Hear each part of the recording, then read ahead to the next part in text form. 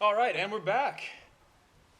Again, my name's Travis Cornwell, and this is Helena Grove, and we are at halftime, and the score is 6-0 to Vikings. Yes. Yeah. So far, how do you think this game has went? Well, it seems like Axel has a bit problems with their offense. They're not going as far as I would like to see them go. Yeah. And the Vikings' defense is really good, not letting them take the runs up in the middle. Yeah. So I think Axel will have to try on the outside for a while now. Yeah, I think 1814s actually have quite a threat to the outside. If Sögaard, he's a speedy guy. If they can get him with the blocks, get him out to the perimeter, he really can turn it upfield. What I've also seen is that, or what surprised me the most so far, is that Vikings, they didn't score on that drive in the air. You know, I think the wind is a big factor out here. They did it on the ground. Now, it's still very windy. Yeah, and I don't believe Proctor was out there. Lorenzo Proctor may have been possibly injured in the first drive. Yeah. So Vegard Tisse has been the one who has really carried the team on the ground. And I've seen him try one pass or something, and not more than that. So we will see. It's a running game. Yeah, it really is a running game, and it's you know, the score says 6-0, but it's still quite an exciting game actually. If you're a fan of defense, this is the game to watch. Yeah, hard hits. We also have Jarle with us on Skype. What do you think of the game so far? Well, as Travis said, the wind seems to be playing a factor here. On the other hand, it's a case of matchups to a certain degree. The 1814s have chosen to keep Riley Bowen off the field and are relying a lot on August Skogstedt Søgaard to do the job. He's doing really well with what he can, but they need to have something to play off with regards to him and have something else that works. And right now, it's just not there. The Vikings seem to be well prepared defensively. Offensively, they're choosing to throw a lot of long when they throw the ball, which, you know, the wind is going to be a factor. So if they could find some bubble screens and some short passes, that would really help them. The running game, you know, it's okay, it's there, but it's not going to get them to score a lot of touchdowns. So ISO are definitely still in this game. Very interesting to see that defensively ISO has chosen to more or less use Riley Bowen to cover Eric Ford most of the time. So they're very aware of that opportunity that Dustin might have to hit. Yeah, now as far as receiving threats from Vikings, we saw early on in the game that Bror Jare, he had that big reception, so I wonder if that also plays into what 1814's defensive game plan would be. Now you got to defend against two deep ball threats. Yeah, at the same time, you've seen that it's not completely in sync. Like Dustin has thrown some footballs that seem to be very off, but you know, then we're also talking about the wind being a factor there.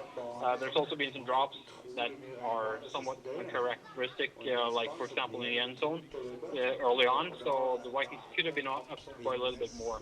I told on the other hand, you know, unless Arnaugust Skogstedt Søgaard breaks a big one, they're going to struggle the way they're doing things right now.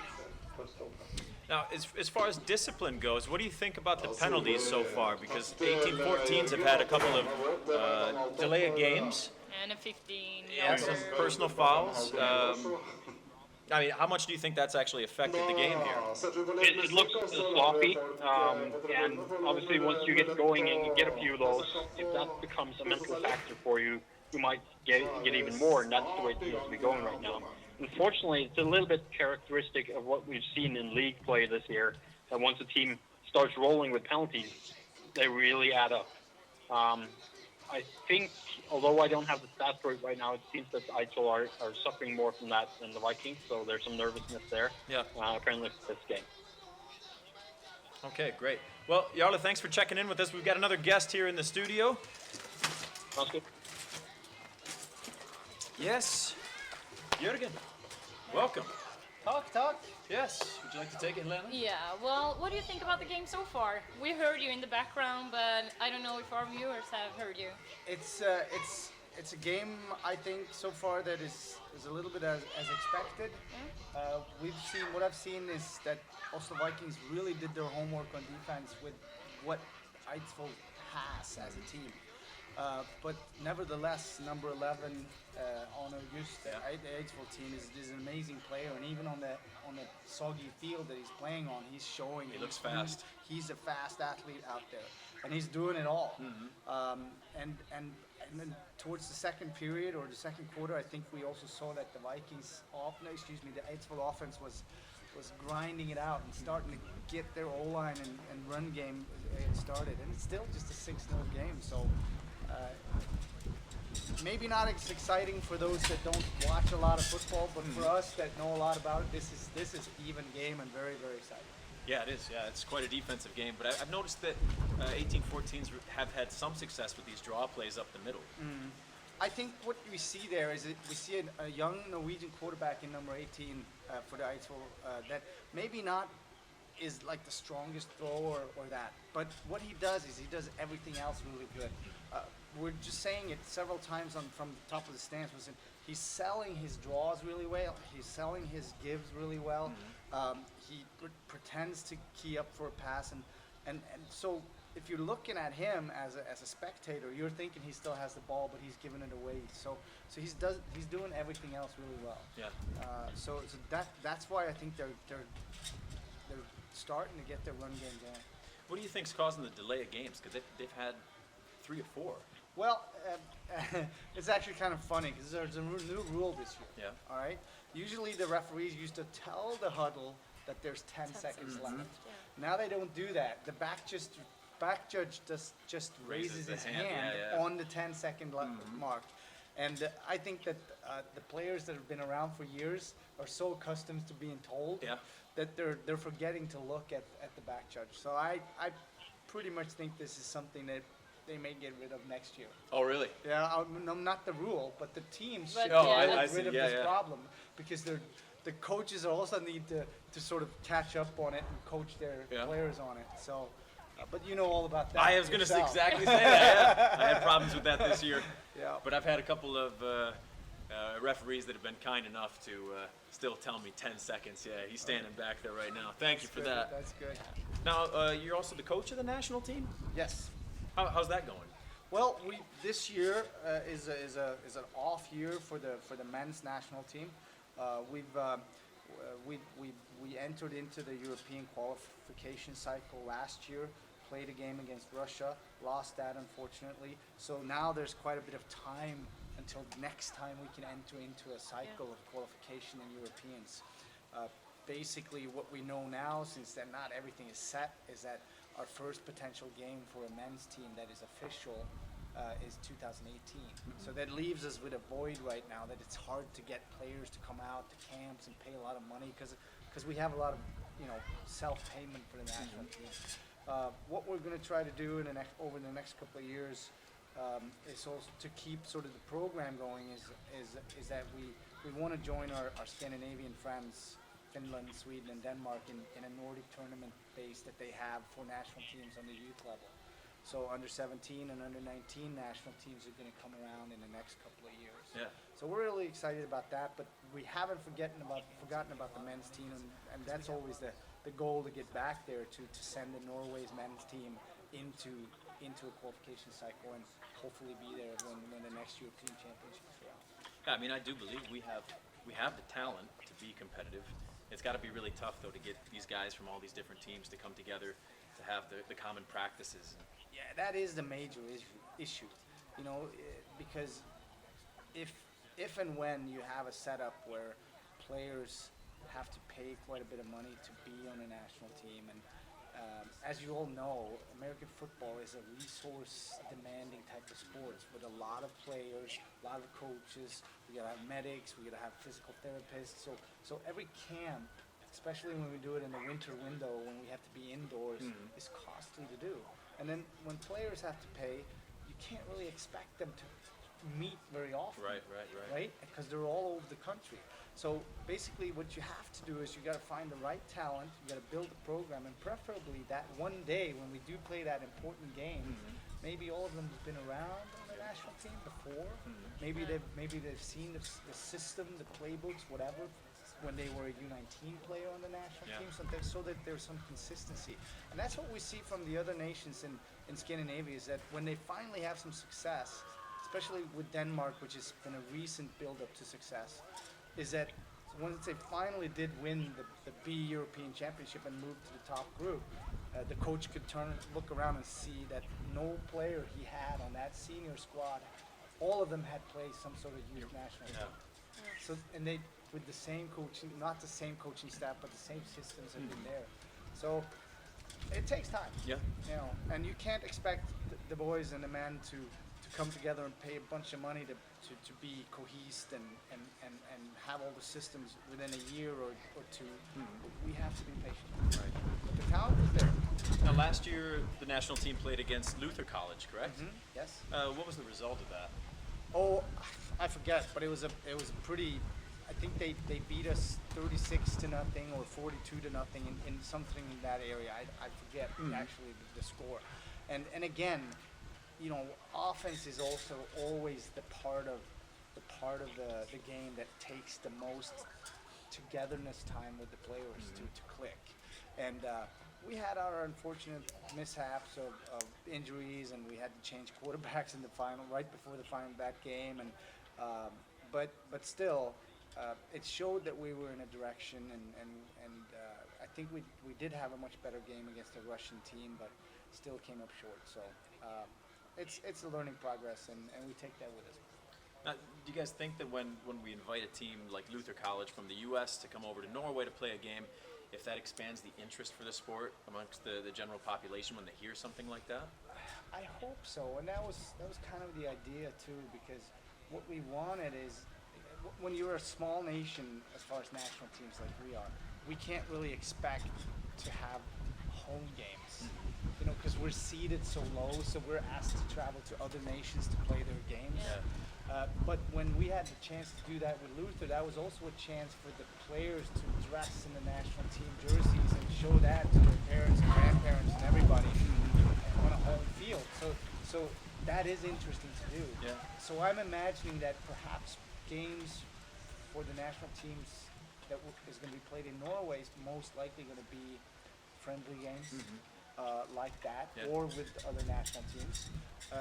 But also for the youth, that tournament schedule that we have for the U19 and U17 with the Nordic countries is going around. So all nations host it every fourth year. So we might be able to have games for the youth national teams at home. Oh, that'd be very cool. Yeah.